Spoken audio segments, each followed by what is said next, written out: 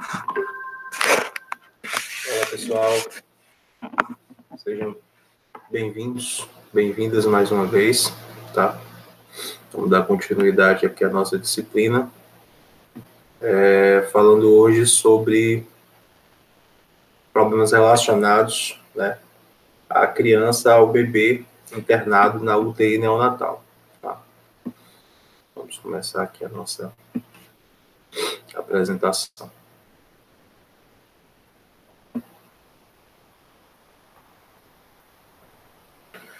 Bom, pessoal, vamos lá então, tá? Eu escondi aqui a tela para todo mundo. Estamos apresentando já. E...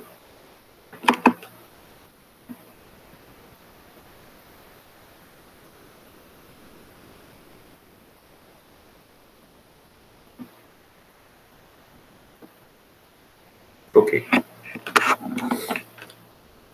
Bom, pessoal, acontece o seguinte. Certas condições, tá, são mais comuns de provocarem a internação de um recém-nascido em uma UTI neonatal. Na verdade, a UTI neo, se você trabalha ou você estagia lá, eu tive a oportunidade de trabalhar por mais de quase 3 anos, 2 anos e pouco, na UTI neonatal aqui do Hospital Materno Infantil, né? Fui enfermeiro, tive a alegria, né? Tem gente que não gosta, eu gosto, eu gostei, né? Ainda gosto, foi uma experiência muito boa, muito gratificante para mim, né? Eu ter tido essa oportunidade de ser enfermeiro da UTI neonatal aqui da maternidade, quando eu era enfermeiro da assistência, né, do Estado. Eu era da prefeitura, trabalhava no Estado também, da prefeitura era enfermeiro do Hospital Infantil, de Santo Antônio, e pelo Estado era enfermeiro da maternidade. Na maternidade eu transitei em alguns setores, principalmente centro cirúrgico e a UTI neo, mas o meu maior tempo realmente de trabalho dentro da maternidade foi na UTI neo, né, até 2015, começo de 2016, né, quando eu tive a oportunidade de entrar aqui no Instituto, né, graças a Deus fui aprovado no concurso e saí da assistência e comecei na parte da docência. Então, foi uma alegria, foi uma experiência muito positiva, lembranças muito boas que eu tenho ali da UTI neonatal. E se você trabalha lá, você tem a oportunidade de ver diversas situações que levam uma criança, né, um recém-nascido, para internação na UTI, tá? Mas existem algumas que a gente pode destacar, tá? Entre elas, e encabeçando essa lista como carro-chefe de todos os problemas que levam um recém-nascido a ter que permanecer numa UTI, né, está o desconforto respiratório agudo do recém-nascido, que ele ocorre por diversas causas, tá certo? Entre eles, causas até mesmo que estão citadas aqui embaixo, como cardiopatias congênitas, tá? Onde o recém-nascido ele pode ter desenvolvido na vida intrauterina dele um problema congênito relacionado ao coração, tá certo? E por conta disso, ele evoluiu para um quadro de dispneia, de desconforto respiratório, né? E por que ele evoluiu para esse quadro de dispneia, de desconforto respiratório? Porque sabemos, se não sabemos ainda, deveríamos saber, que o paciente que tem insuficiência cardíaca, obviamente ele não oxigena adequadamente seus tecidos, órgãos e tecidos, e então ele vai evoluir para quê? Para hipóxia, né? E, consequentemente, o desconforto respiratório. O recém-nascido não é diferente, tá? Então, desconforto respiratório agudo, prematuridade, prematuridade, recém-nascidos, prematuros e prematuros extremos. Prematuros, abaixo de 36 semanas de gestação. Prematuros extremos, abaixo de 32 semanas de gestação. Hipoglicemia, recém-nascido, muito comum em recém-nascidos com mães diabéticas. Aí você pergunta, por que, professor? A mãe, que é diabética, compartilha o sangue dela com o feto. O sangue da mãe diabética, como o sangue de todos os pacientes diabéticos, tem um grau, nível de açúcar, de glicose, superior do que as demais pessoas que não têm diabetes, obviamente, né? Ocorre que durante 9 meses de gestação, o organismo dessa criança, desse bebê, desse feto, ele se acostumou a níveis elevados de glicose. E então, o organismo dele se adaptou a produzir um nível de insulina maior do que seria necessário para ele se a mãe dele não fosse diabética. Mas como a mãe é diabética, o organismo do bebê, do feto que está sendo gerado, começou a produzir uma quantidade maior de insulina. Por quê? Porque ele está acostumado ao sangue da mãe, que tem bastante glicose, porque a mãe é diabética. Ocorre que, quando o bebê nasceu, o que é que aconteceu? Cordão umbilical separado. Então, o bebê ele começou a manter essas taxas de produção de insulina elevadas, mas só que não tem mais o excesso da glicose que vinha do sangue da mãe. O que é que vai acontecer com esse bebê? Hipoglicemia. Tá certo? Então, esse bebê ele vai para acompanhamento na UTI neonatal. Tá? Aspiração meconial. Tá? Mecônio. O que é o mecônio, pessoal? Aprenderam na disciplina de saúde da mulher? Né? Penso que sim. Aspiração meconial. Tá? O mecônio é as fezes, o cocô, né, do recém-nascido. Só que esse mecônio, que são as primeiras eliminações, as primeiras evacuações do recém-nascido, eles, por sofrimento fetal, por um bebê que ele pode estar passando por um desconforto intrauterino, tá? Ele pode evacuar, tá? Ele pode eliminar as fezes, o mecônio, ainda dentro do útero materno. E é quando você tem uma situação chamada de... E o bebê pode aspirar, tá? Respirar aquele líquido cheio, líquido amniótico cheio de mecônio. Então, a gente chama de aspiração meconial. Muito comum num quadro chamado amniorrex prematuro, que é o rompimento prematuro das membranas amnióticas, que pode acontecer espontaneamente, tá certo? Por exemplo, 36 semanas de gestação, tá?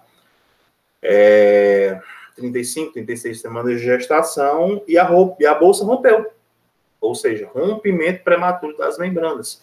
Rompeu a bolsa e o bebê não estava naquele momento. Então, a criança tem que ser feito um parto cesariano. Por quê? Porque ela não pode permanecer ali, tá? Porque ela vai evoluir para um sofrimento fetal e, com certeza, ela vai evacuar dentro do útero, tá? Ela vai expelir, evacuar o mecônio dentro do útero, vai fazer aspiração meconial e isso aí vai para o pulmão do bebê e vai causar grandes problemas. Tá? Cardiopatias congênitas, o bebê nasceu, tá? Com um problema hereditário, congênito, no coração. Os principais deles, pessoal, persistência do canal arterial, PCA, que a gente vai falar daqui a pouco. Tetralogia de Fallot, também vamos falar daqui a pouco sobre o que é isso. Tá? Icterícia neonatal, o bebê nasceu, tá certo? As hemácias do recém-nascido não são hemácias produzidas intraútero. Elas precisam o quê? Elas precisam ser modificadas. Porque a partir do momento que o bebê nasce, ele começa a usar o quê? O pulmão dele. Então, ele deixa de depender da oxigenação do sangue materno e passa a depender do seu próprio processo de oxigenação do sangue. Então, as hemácias fetais dele têm que ser todas trocadas, tá? Substituídas por hemácias novas, que são responsáveis, capazes, competentes de carrear oxigênio, tá? Oriundo do processo de troca gasosa que ele mesmo, o bebê, agora está habilitado a fazer, uma vez que ele já está fora do ambiente uterino. Tá certo? Bom, ocorre que quando o bebê, ele troca as hemácias, ele substitui essas hemácias, as hemácias fetais, elas começam a ser o quê? Quebradas, degradadas. Por quem? Pelo baço. Tá? Pelo baço. O baço é o órgão responsável por fazer a hemocatarese, a quebra dessas hemácias. E essas hemácias serão quebradas no baço e vão produzir uma substância chamada de bilirrubina. A bilirrubina deixa a pele do bebê amarela. Não somente a pele do bebê, a pele de todo paciente que tem bilirrubina em excesso, principalmente pacientes de hepatite, uma vez que existe uma pré-bilirrubina que a gente chama, que ela é degradada, metabolizada pelo fígado, tá? Excretada nas fezes e na urina. Quando o fígado não está trabalhando direito, essa bilirrubina ela começa a aumentar. E ela tem uma predisposição, uma predileção por impregnar na pele. Tá? Então, ela vai... Por isso que o paciente com hepatite ele é ictérico. A face dele é ictérica, a conjuntiva dele é ictérica. Tá certo? E o bebê, ele fica ictérico. Por quê? Por conta dessa troca de hemácias. Tá bom? Icterícia neonatal. Ela é comum, ela é fisiológica até 7 dias. Mas tem que ser acompanhado. Se o bebezinho ficar muito amarelinho, você tem que levar ele para maternidade. Tá? Até 28 dias ele será internado em uma UTI neonatal para poder fazer fototerapia. Vamos falar também nas próximas conversas. Malformações congênitas, pessoal, também levam crianças, bebês, para UTI neonatal. Tá? Principalmente lábio leporino, tá? Aquele lábiozinho que não está bem formado, tá? Fenda palatina, que sempre vem acompanhado do lábio leporino. O lábio leporino, ele é só o lábio, né, com a má formação. A fenda palatina tem o lábio mal formado e, junto com a má formação do lábio, acompanha até o palato, todo o palato fendido, tá? Fenda palatina. Gastrosquise. Tá? Gastrosquise. É uma situação muito complicada. Tá? Quando o bebê ele nasce com uma exposição das alças intestinais. Tá certo? Situação bem difícil. Tá? Tem que ser levado para o centro cirúrgico imediatamente. Atresia esofágica, tá? Que é quando o esôfago ele não está bem formado, ele não se comunica com o estômago, e o ânus imperfurado, quando o bebê ele nasce sem ânus, tá? Ou seja, ele não tem condições de evacuar, é outra emergência também que tem que ser corrigida, tá certo? Esses são os principais problemas que levam um bebê, o recém-nascido, a uma UTI neonatal, tá? Vamos continuar. Bom, pessoal, para que a gente possa entender sobre prematuridade, para que a gente possa entender sobre a dificuldade do recém-nascido prematuro em realizar uma troca gasosa, tá? Ou para a gente entender também o contexto do RN prematuro ser internado, o que leva um RN prematuro a ser internado, principalmente, né, na UTI neonatal, tem tudo a ver com isso aqui. Tudo a ver com a imaturidade ou prematuridade pulmonar. Tá? Existe uma substância, pessoal, chamada de surfactante pulmonar. Tá? O surfactante pulmonar ele é uma mistura lipoproteica, proteína com lipídios, tá? Com propriedades tensoativas. Aí você me pergunta, o que é uma coisa tensoativa? Um detergente. Uma coisa que produz tensão superficial na água. Tá? por células chamadas de pneumócitos tipo 2, que estão localizadas nas paredes dos alvéolos pulmonares. As proteínas e lipídios dessa mistura reduzem a tensão superficial na interface entre o líquido presente na cavidade alveolar e o ar, tá certo? Bom, vamos ser mais diretos. O que o surfactante pulmonar ele faz? Essa substância, tá, impede que o alvéolo pulmonar ele colabe, ele feche, ele colhe as paredes dele quando o ar, tá, sair, o paciente, a criança, o recém-nascido, inspira o ar, tá? O ar, todos nós, na verdade, tá? O ser humano, ele tem esse surfactante natural, tá certo? Acontece que o recém-nascido, ele só começa a produzir esse surfactante nas últimas semanas, tá? Já perto do nascimento. Por isso que a prematuridade, por isso que o bebê prematuro, ele não possui surfactante.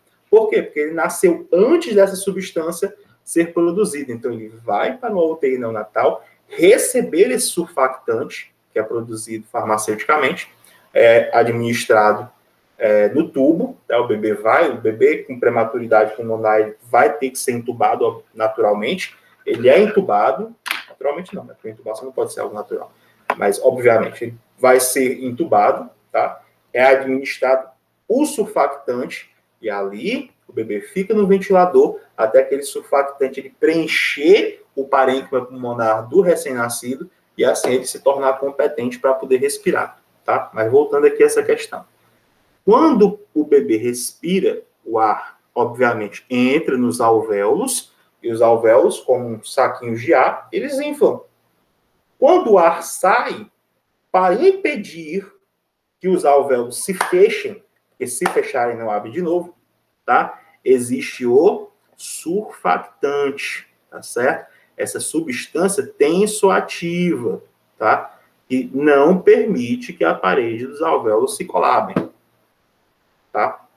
Volto a dizer, na inexistência do surfactante, o bebê ele tem que ir, o recém-nascido ele tem que ir para a UTI neonatal, tá certo? Receber lá o seu surfactante.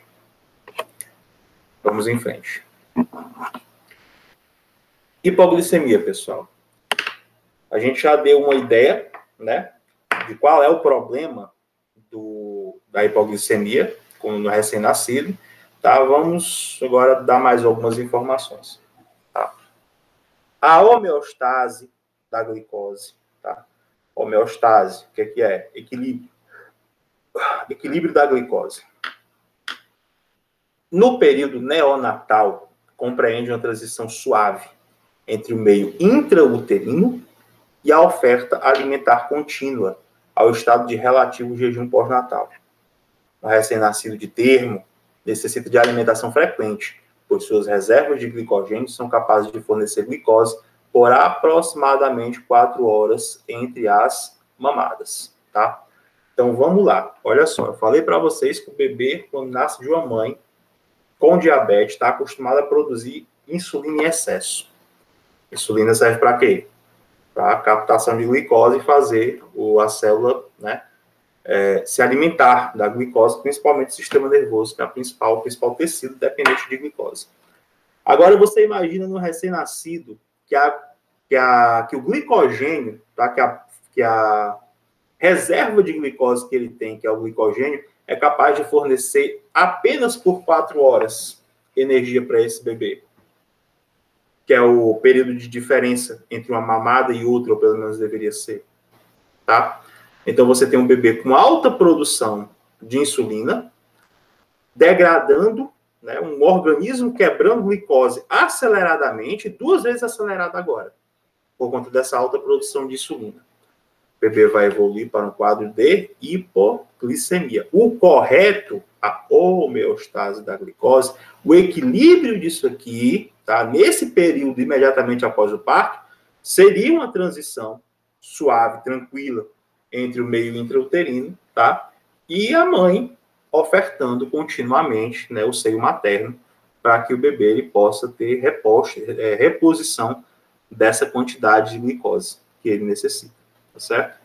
recém-nascidos apresentam risco aumentado de hipoglicemia em relação aos adultos, também devido à elevada taxa de utilização de glicose em função de possuírem uma massa cerebral proporcionalmente maior com relação ao tamanho corporal. Então, nós falamos agora há pouco. O tecido nervoso é o principal utilizador da glicose. E no bebê, o tecido cerebral, ele, olha só, né, como se multiplicam as condições, né, de risco à hipoglicemia no recém-nascido. Né? O tecido cerebral dele, ele é proporcionalmente maior, né, do que nós adultos. Né? Então, o polo cefálico do bebê, ele representa aproximadamente 1/3, né, do corpo do recém-nascido. Bom, vamos em frente. Aspiração meconial, pessoal, aspiração meconial e amniorrex prematuro, tá? Também já falamos um pouco disso no começo. A aspiração meconial acontece quando? Quando o bebê, ele evacua, ele elimina o mecônio ainda dentro da cavidade intrauterina, então o bebê respira, né? Ele recebe, porque o líquido amniótico, ele preenche as vias aéreas superiores e inferiores do bebê. Então, com o mecônio, aquilo ali infecta, né?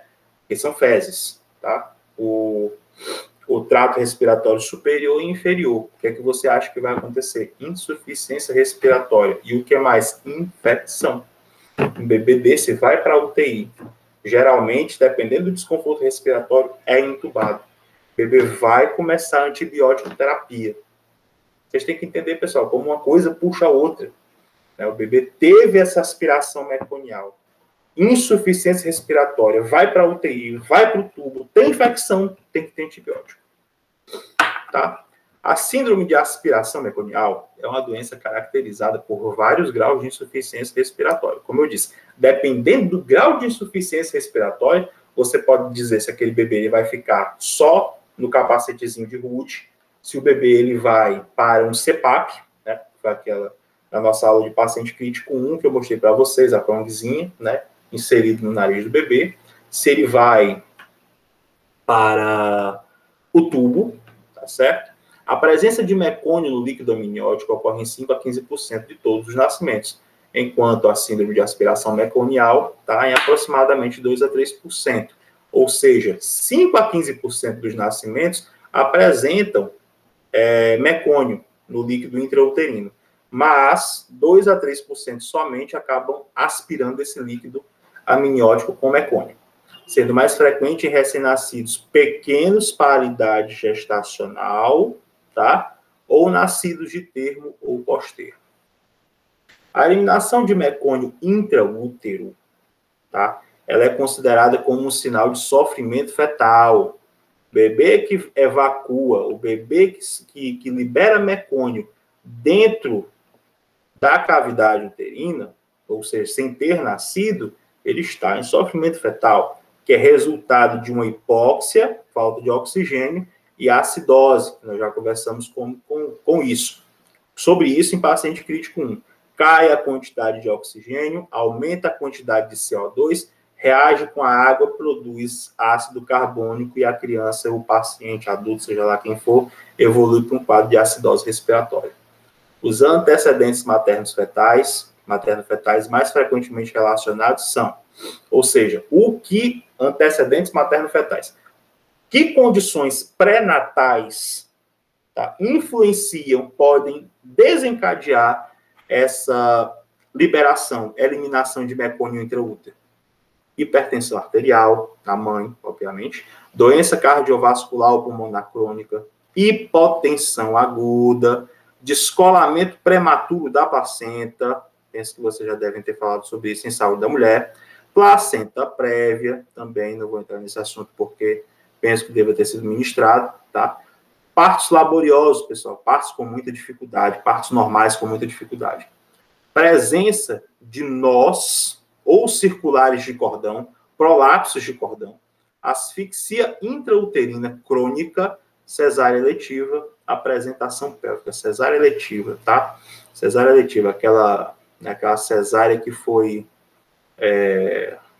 como direi, que não foi feita por uma urgência, né? Ela foi feita a paciente, vamos supor, não entrou em trabalho de parto, a paciente não teve, né, o início, a dilatação, enfim, né, não evoluiu para franco trabalho de parto. Então, é feita uma cesárea, tá, eletiva, tá, para suprir, né, aquela necessidade que não foi necessariamente uma urgência.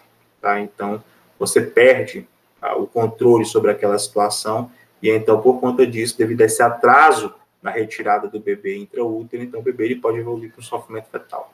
E a apresentação pélvica, tá? Quando o bebê ele nasce, né, de pelve, não nasce de cabecinha, ele nasce, né, nasce pélvico. Tá bom? Vamos lá.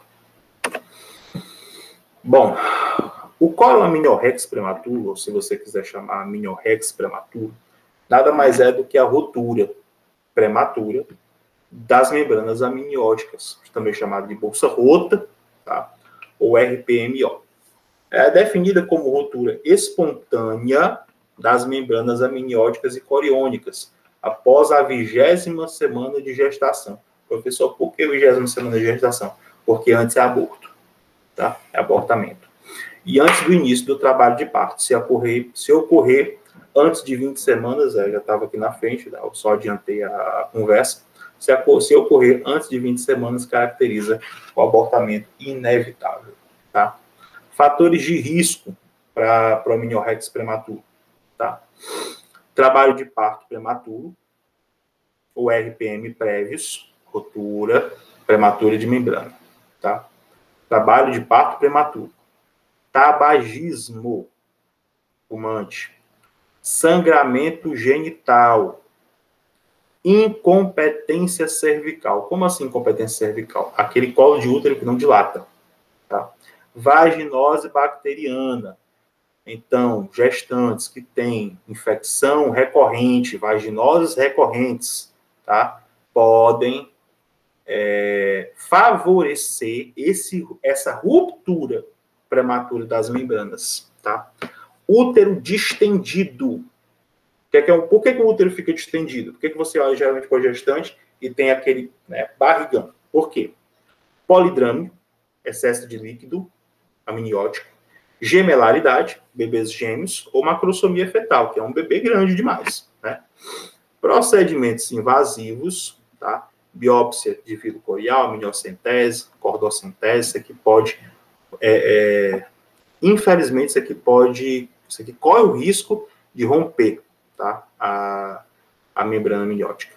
Deficiências nutricionais, vitamina C e cobre também podem proporcionar o aparecimento de uma membrana frágil, né, e, consequentemente, sua ruptura. Certo? Bom. Seguindo. Tá? E agora, pessoal, das cardiopatias congênitas. Tá? Isso aqui, pessoal, eu trouxe mais a título de conhecimento para vocês. Tá? Deixa eu dar só uma conferida aqui. Eu não tenho total certeza. Peraí. Mas eu penso que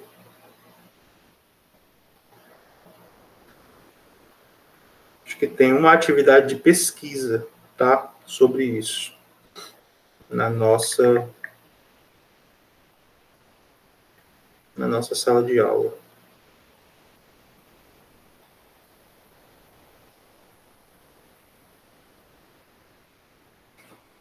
Não estou conseguindo ver aqui no celular. Daqui a pouco eu verifico isso aqui. Espera aí. Deixa eu parar aqui rapidamente. Só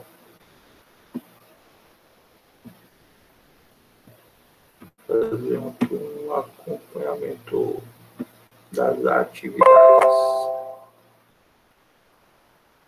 Programa de avaliações. Vamos dar uma olhadinha aqui, pessoal.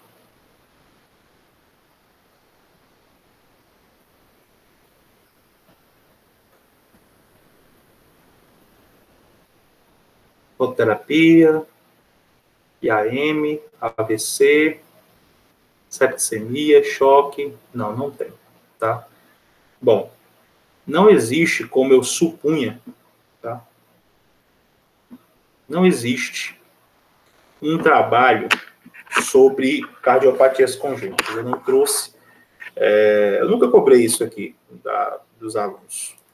Eu trago como informação, tá certo? Porque é importante você saber. Quando você vê, se você um dia trabalhar na UTI neonatal e você vê um bebezinho entrando e disser que é uma cardiopatia congênita, você saber quais são as principais cardiopatias que levaram aquele bebê àquela condição, tá certo? No caso, a cardiopatia congênita é o coração do bebê que nasce com a má formação. Persistência do canal arterial. O vaso que liga a artéria aorta, maior artéria do nosso corpo, a artéria pulmonar, é chamado, tá, de canal arterial. Todo feto, toda criança que não nasceu, durante a sua vida intrauterina, existe um canal que comunica a artéria aorta, tá, com a artéria pulmonar. Quando o bebê nasce, pessoal, e ele respira pela primeira vez, esse canal ele se fecha, tá certo? E então o bebê que tinha uma circulação mista passa a ter agora uma circulação arterial e uma circulação venosa. Agora ele passa a carrear sangue rico em oxigênio e sangue rico em CO2. Antes, o sangue com CO2 e oxigênio se misturava. Agora não. A partir do momento da primeira respiração que fechou essa ligação entre a artéria aorta, que carrega sangue arterial, e a artéria pulmonar, que traz, né, o sangue venoso, que leva o sangue venoso do coração até os pulmões para ser oxigenado, tá certo? Quando esse vasozinho ele se fecha, então começa a grande e a pequena circulação, a circulação arterial e o sangue venoso, tá certo? Só que, infelizmente, existem momentos, né, existem nascimentos em que esse pequeno vaso, essa pequena comunicação, ela não se fecha. Se ela não se fecha, então o sangue arterial, o sangue rico em oxigênio, ele vai se misturar com o sangue rico em CO2. Então, a oxigenação dos tecidos do bebê não vai ocorrer a contento. Então, você tem, né, aí um problema grave. Então, esse bebê, esse não fechamento, ele tem que ser corrigido cirurgicamente, tá? Esse vaso é importante antes do nascimento do recém-nascido, pois completa a circulação materna e fetal, após o nascimento ao fechamento, em geral até 48 horas. Geralmente, pessoal, como falei para vocês, no primeiro ato da respiração, ele se fecha, mas ele, para se fechar totalmente, ele tem 48 horas. Quando isso não ocorre, chamamos de persistência de canal arterial. A PCA pode causar grandes complicações, deixando muito sangue arterial invadir da aorta para a artéria pulmonar. Muito comum em bebês prematuros. Certo? Tem que ser corrigido isso aí. Existe uma correção que não é cirúrgica, perdão. Existe uma correção que ela é farmacológica, tá? Da PCA, por incrível que pareça. Bom, sinais e sintomas da persistência do canal arterial. Sopro cardíaco. Você escuta o bebê, escuta a terceira e quarta bulha, né?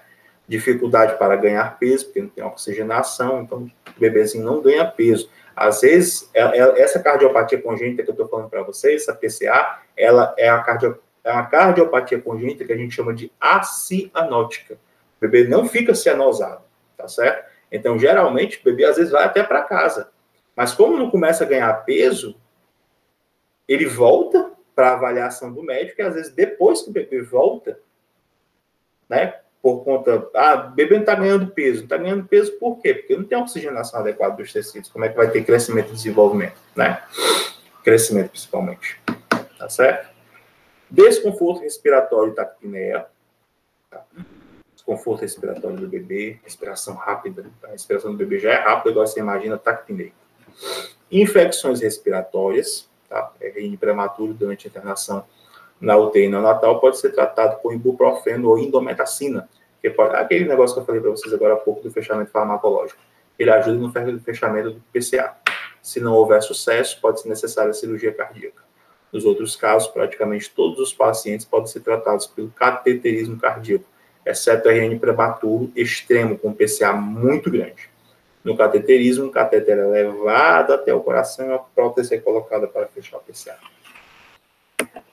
Bom, e por fim, pessoal, a aula de hoje, para a gente terminar, tá? Tetralogia de Fallot.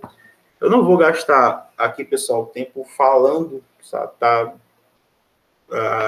A coisa explicando cada detalhe. Eu vou passar logo para a figura, tá? Que é essa daqui, para explicar para vocês o que é a tetralogia. Tetra, 4. Tá?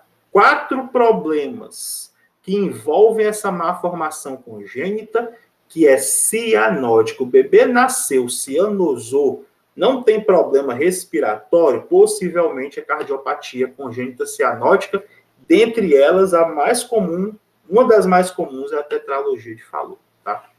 Estenose pulmonar, estenose, fechamento da artéria pulmonar, tá certo? Então, é estenose pulmonar, tá? Então, a artéria pulmonar, que é essa daqui, que leva o sangue do átrio direito para ser oxigenado pelos pulmões, ela sofre um estreitamento, tá? E então, esse é o primeiro defeito da tetralogia.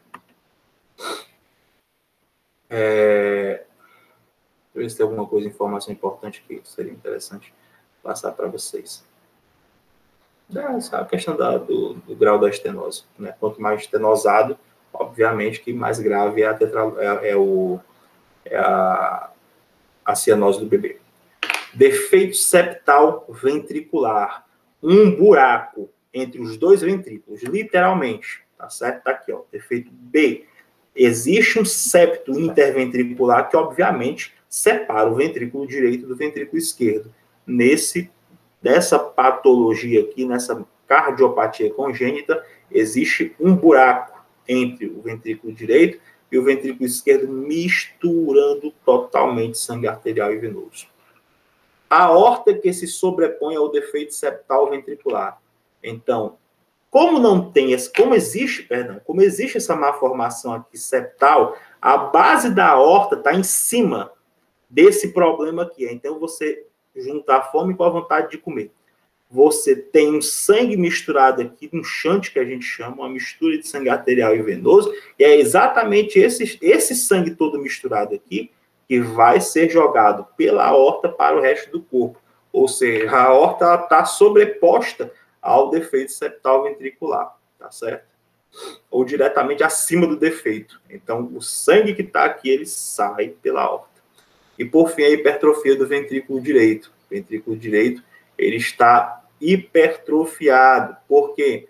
Porque tem trabalhado mais em excesso do que o ventrículo esquerdo. Por quê? Porque perdeu essa pressão aqui, tá?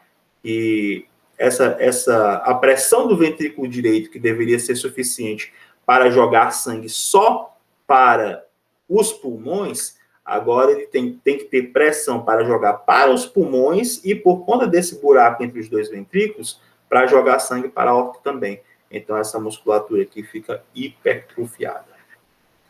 Pronto, pessoal, isso aqui é um problema grave que tem que ser corrigido, tá? Cirurgicamente, obviamente. Tá? Bom, e na próxima aula a gente vai começar a falar sobre icterícia, tá? Que é um outro problema também do recém-nascido, tá? Que vai para a UTI neonatal. Certo? Abraço, tchau, pessoal, e até o nosso próximo encontro. Tá certo? Vou aqui